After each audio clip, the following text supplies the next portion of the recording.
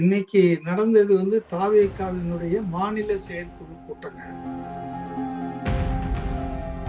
தாவேகா முதலமைச்சர் வேட்பாளர் விஜய் தான். அவருடைய தலைமையை ஏற்றுக்கொண்டு வருபவர்களோடு கூட்டணி. அப்படி யாரும் வரலன்னா தனித்தே கூட போட்டி போடுவோம். No alliance with ADMK, BJP, DMK கிட்ட இல்லவே இல்லைன்றது ஏற்கனவே தெரியும். தாவேகா மாநில செயற்குழு கூட்டம் அரசியலை குழப்பம் இல்லாமல் தெளிவுபடுத்தியிருக்கு. 2026ல அநேகமாக 4 முனை போட்டி தான் இருக்க போகுது களத்துல.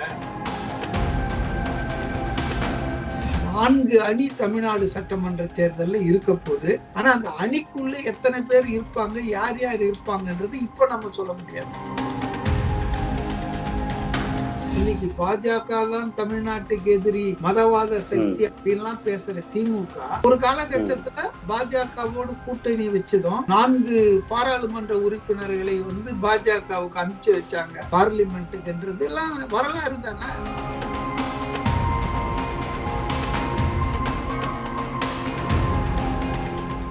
சார் வணக்கம். சார் வணக்கம் சார். தமிழக வெற்றி கழகத்தோட மாவட்ட நிர்வாகிகள் கூட்டம் இன்னைக்கு நடந்திருக்கு. அதுல முக்கியமா நிறைய தீர்மானங்கள் நிறைவேற்ற பட்டிருக்கு.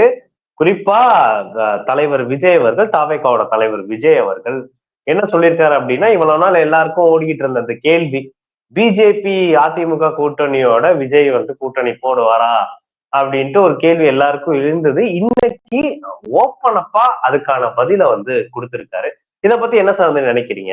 ஆஸ் யூஷுவல் எல்லாரும் இதை நினைச்சதுதான், விஜய் இந்த ஸ்டாண்ட் தான் எடுப்பாருன்னு. பட் அவரோட வார்த்தை தெளிவு ரொம்பவே சூப்பரா இருந்தது மேடையில பேசுறப்ப.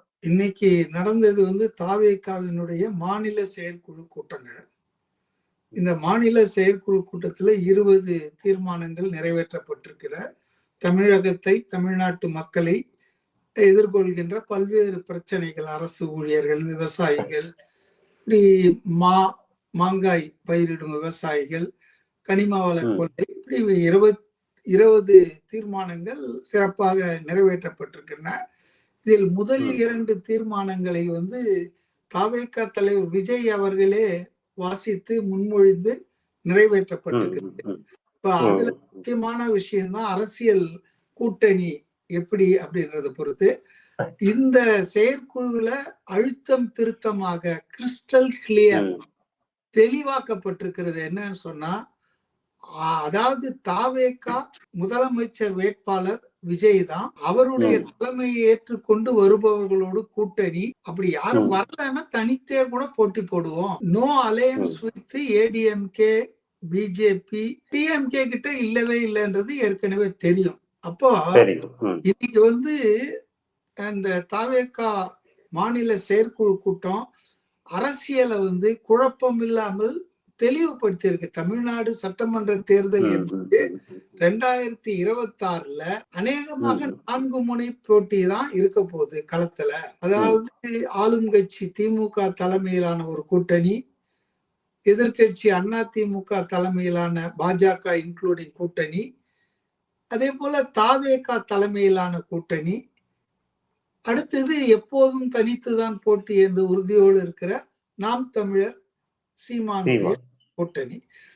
ஆனா 4 முனை போட்டி தான் இருக்க போதுன்னு உறுதியா இருக்குதே தவிர, இந்த கூட்டணிகளுக்குள் யார் இணைவார்கள், இப்ப லீவ் அலோன் சீமானை விட்டுருங்க, சீமான் கூட யாரும் சேர மாட்டாங்க, அது ஒரு தற்கொலை முடிவுன்றதுதான் பெரும்பாலான அரசியல் கட்சிகளுடைய கருத்தா இருக்கும். அப்ப இந்த 3 கூட்டணி இருக்கு இல்லையா, திமுக, அதிமுக, தாவேகா, இதுல இன்றைக்கு ஆஸ் இட் இஸ் இருக்கிற பல கட்சிகள் இடம் மாறதுக்கு வாய்ப்பு இருக்கிறது. அது தேர்தல் நெருக்கத்துல கூட்டணி பேச்சுவார்த்தை, தொகுதி பங்கீட்டு பேச்சுவார்த்தை அந்த நேரத்துலதான். இப்ப மே மாசம் தேர்தல்னா ஒரு ஏப்ரல் மார்ச்ல இதெல்லாம் தெளிவாயிடுங்க. அதனால 4 முனை போட்டி நிச்சயம்ன்றது இன்றைய தாவேகா செயற்குழு கூட்டத்துல தெளிவாக்கப்பட்டிருக்கிறது. அதே போல இன்னைக்கு பாஜகவோடு மறைமுகமாக கூட்டணி வச்சிருக்கு தாவேகா. பி டீம், சி டீம் அதெல்லாம் துவம்சம் பண்ணிட்டாங்க. அதே போல பேச்சுவார்த்தை நடத்துகிறோம், காலம் கனியும்னு பாஜக தலைவர்கள் சொல்லிட்டு இருந்தாங்க இல்லையா? அதாவது நயினார் நாகேந்திரன் தமிழிசை சவுந்தரராஜன் வரைக்கும். அது இன்னைக்கு எல்லாமே பொய் அப்படின்றது நிரூபணமாச்சு.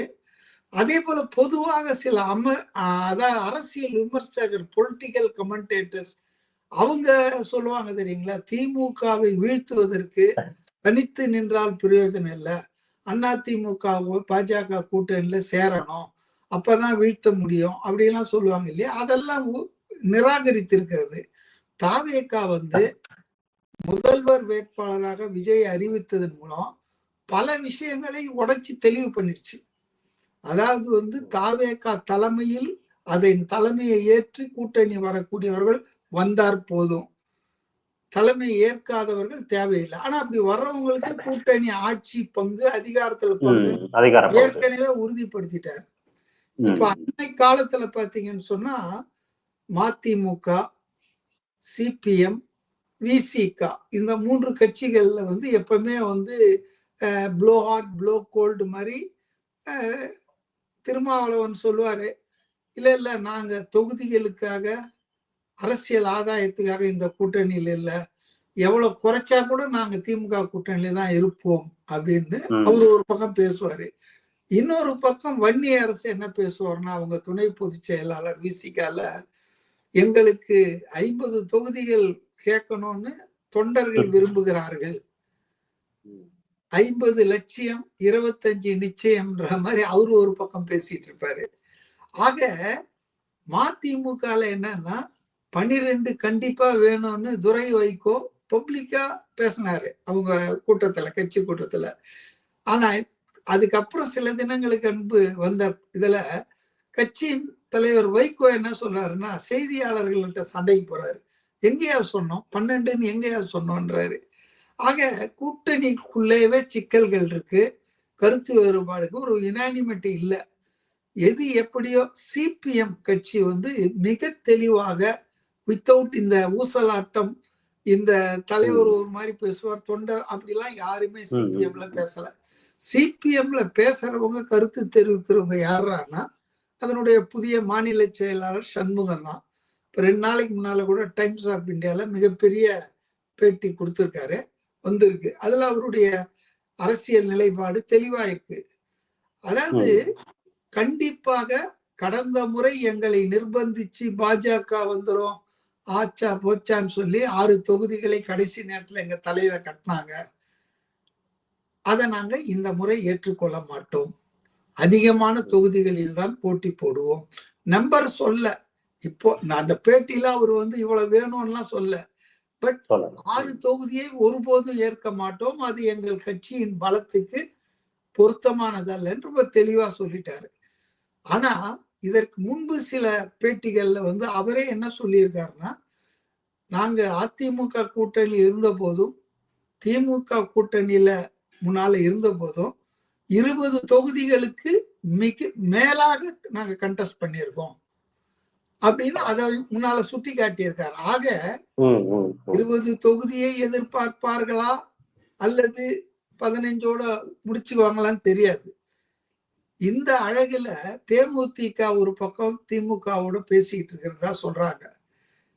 ராமதாஸ் வர திமுகவுக்கு வரணும், அந்த பாமக உடைந்த ஒரு பகுதிய அப்படின்லாம். அப்போ கூட்டணிக்குள்ள நிச்சயமாக தொகுதி பங்கீட்டுல, தொகுதிகளை ஒதுக்குவதுல நம்பர் மட்டும் இல்ல பிரச்சனை, என்ன தொகுதின்ற பிரச்சனை. இப்ப 10 தொகுதின்னு சொல்லி உதவாத தொகுதியை கொடுத்துட்டாங்கன்னு வச்சுங்களேன், பிரயோஜனம் இல்லை. அப்ப தொகுதிகள் ஐடென்டிஃபை பண்ண, எங்களுக்கு வலுவா இருக்கிற வெற்றி வாய்ப்பு கூடுதலா. இப்ப காங்கிரஸ் 25 நாங்க ஒத்துக்க மாட்டோம், எங்களுக்கு 50 வேணும்னு கேக்குறாங்கன்னு வச்சுங்களேன். இந்த 50 எடுத்துக்கிட்டு எது எதெல்லாம் திமுக ஜெயிக்கவே முடியாதோ அந்த மாதிரி தொகுதிகளை கொடுத்தா ஒத்துக்குவாங்களா? ஜெயிக்கிற வாய்ப்புள்ள தொகுதிகளையும் கேட்பாங்க. அப்ப அதுல மிகப்பெரிய முரண்பாடு கட்சிகளிடையே நம்பர்லயும் வரும், தொகுதிகள் ஒதுக்கிடுவதிலையும் வரும். அப்ப அவங்க என்ன நிலை எடுப்பாங்கன்றது அது போக போகத்தான் தெரியும்.